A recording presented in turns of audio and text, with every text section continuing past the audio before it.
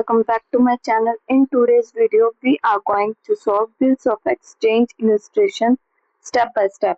We are understand all the journal entries in the books of Ramesh, Deepak and Poonam in a very simple and easy understand way. If you find bills of exchange confusing, don't worry. By the end of this video, you will clearly understand acceptance, endorsement, and discounting and payment on maturity. So grab your notebook and let's start learning accountancy in the easiest way possible. Let's begin. First transaction cap 15 March 2017. Ramesh sold goods worth 8,000 rupees to bank on Deepak on credit. Deepak accepted a bill of exchange drawn upon him payable after 3 months. 15 मार्च 2017 को रमेश ने दीपक को 8,000 रुपए के goods credit पर बेचे। तो general entry क्या होगी रमेश की बुक में? Deepak account debit to sales account कितने अमाउंट से? 8,000 रुपीज से। क्यों? देखो दीपक अब रमेश का डेटर बन गया है, इसलिए दीपक अकाउंट डेबिट होगा और सेल्स क्रेडिट होगी। रमेश ने दीपक से 3 मंथ्स का बिल ऑफ एक्सचेंज एक्सेप्ट करवा लिया। तो एंट्री क्या होगी in the books of Ramesh? Bills receivable account debit to Deepak account कितने अमाउंट से? सेम 8,000 रुपीज से। अब रमेश के पास एक लीगल डॉक्यूमेंट बिल्स रिसीवेबल आ गया है, इसलिए दीपक का अकाउंट क्लोज हो गया और कौन सा अकाउंट ओपन हो गया है? Bills receivable account. Next, on 15 April, Ramesh endorsed the bill in favor of his creditor Poonam in full settlement of her debt of 8,250 rupees. Means 15 अप्रैल को रमेश ने ये बिल क्या अपनी क्रेडिटर किसको दे दिया? पूनम को दे दिया। पूनम को 8,250 रुपीज देने थे, लेकिन बिल सिर्फ 8,000 रुपीज का था, इसलिए 250 रुपीज का क्या रिसीव हुआ है? डिस्काउंट। तो एंट्री क्या आएगी रमेश के बुक में? Poonam account debit to bills receivable account to discount received account. कौन सी डेट को? 15 अप्रैल को। तो अब अमाउंट क्या आएगा पूनम के अकाउंट में? 8,250 rupees. Bills to bills receivable account में 8,000 rupees and to discount received account में 250 rupees. Books of Deepak account. अब दीपक के अकाउंट में देखते हैं उसकी क्या एंट्री आएगी। क्या किया था? दीपक ने बिल एक्सेप्ट कर लिया और अब उसकी लायबिलिटी क्या होगी? बिल्स पेबल बन गई। तो अब एंट्री क्या होगी? Ramesh account debit to bills payable account कितने अमाउंट से? 8,000 रुपीज। ड्यू डेट पर दीपक ने बिल की पेमेंट बैंक को कर दी। अब ड्यू डेट क्या बनती है?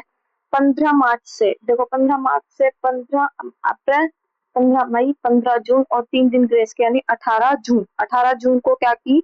दीपक ने बिल की पेमेंट बैंक को कर दी। तो जनरल एंट्री क्या बनेगी? Bills payable account debit to bank account कितने अमाउंट से? 8,000 रुपीज से। मीन्स दीपक ने अपनी लायबिलिटी क्लियर कर दी, इसलिए बिल्स पेबल अकाउंट क्या हो गया? क्लोज हो गया और बैंक बैलेंस कम हो गया। The books of Poonam. Poonam की बुक्स में क्या एंट्री होगी? 15 अप्रैल को क्या हुई है? क्या बिल रिसीव किया था? एंट्री क्या आएगी? Bills receivable account debit, discount allowed account debit and to Ramesh account. Bills receivable account में 8,000 रुपीज, डिस्काउंट अलाउड अकाउंट में 250 rupees and to Ramesh account में 8,250 रुपीज। यानी कि पूनम ने 250 रुपीज का सेक्रीफाइस किया, इसलिए उसके लिए डेबिट डिस्काउंट जो वो क्या हो गया? अलाउ एक्सपेंस हो। 15 मई को पूनम ने बिल बैंक से 12% पर एनम पर डिस्काउंट करवा लिया। उसके बैंक से यानी कि 7,920 रुपीज मिले और 80 रुपीज बैंक ने डिस्काउंट के रूप में डिडक्ट कर लिया। तो एंट्री क्या होगी? Bank account debit, discount allowed account debit to bills receivable account, यानी कि 8,000 रुपीज का यानी 12%। ठीक है, तो यानी बैंक अकाउंट में कितने आएंगे? 7,920 रुपीज, डिस्काउंट अलाउड अकाउंट में 80 rupees and to bills receivable account 8,000 rupees. ये 7,920 रुपीज आए कैसे?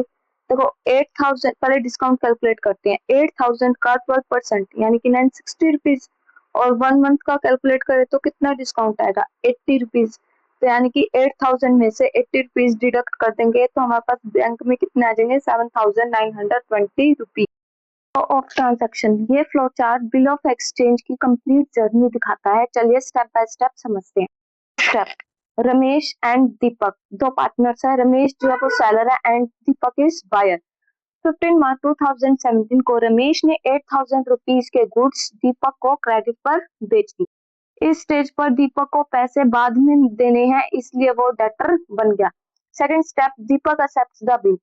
रमेश ने दीपक के नाम 3 मंथ्स का बिल क्या कर दिया, बिल ऑफ एक्सचेंज बनाया और दीपक ने उस पर एक्सेप्टेंस यानी सिग्नेचर कर दिया। बिल एक्सेप्ट करने के बाद दीपक लीगली प्रॉमिस करता है कि ड्यू डेट पर पेमेंट करेगा।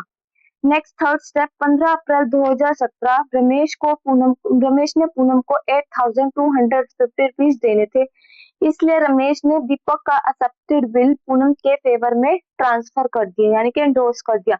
अब बिल का ओनर कौन, रमेश नहीं बल्कि कौन होगी, पूनम। नेक्स्ट फोर्थ स्टेप, 15 मई 2017 को पूनम को ड्यू डेट से पहले पैसे की जरूरत थी, इसलिए उसने बिल बैंक में डिस्काउंट करवा दिया। बैंक ने अपना डिस्काउंट चार्ज काट कर बाकी अमाउंट पूनम को दे दिया। अब बिल का होल्डर कौन बन गया, bank. And fifth and last step is, due date पर दीपक ने 8,000 रुपीज बैंक को पे कर दिए। पेमेंट होते ही बिल ऑफ एक्सचेंज क्या होगा, मीट हो गया यानी मिल गया और ट्रांजैक्शन सक्सेसफुली कंप्लीट हो गई। वीडियो हेल्पफुल लगी हो तो प्लीज चैनल को लाइक, शेयर और सब्सक्राइब